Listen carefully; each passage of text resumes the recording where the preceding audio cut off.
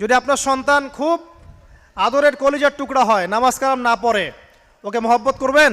ছোটবেলা থেকে নামাজের ট্রেনিং দিবেন। 10 বছর বয়স হয়ে গেছে, নামাজ পড়ে না, নবী করিম সাল্লাল্লাহু আলাইহি সাল্লাম বলেছেন তাকে পিটাইতে হবে। আল্লাহর নবী মুহাম্মদ সাল্লাল্লাহু আলাইহি ওয়াসাল্লাম কি দয়ালু মানুষ ছিলেন না কঠোর? বলেন। সেই দয়ালু মানুষটা তিনি বলছেন 7 বছর বয়সে সন্তানকে নামাজের আদেশ করবে, আর 10 বছর হয়ে গেছে নামাজ পড়ে না, ওকে পিটাবে। নবী করিম সাল্লাল্লাহু আলাইহি ওয়াসাল্লাম কি এখানে কঠোর হয়ে গেলেন?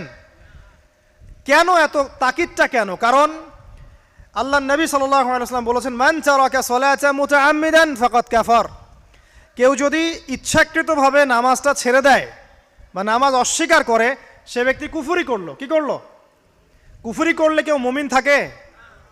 আচ্ছা, এখন দেখেন পরিস্থিতি, দেখেন মুসলিমদের মধ্য থেকে ব্যক্তি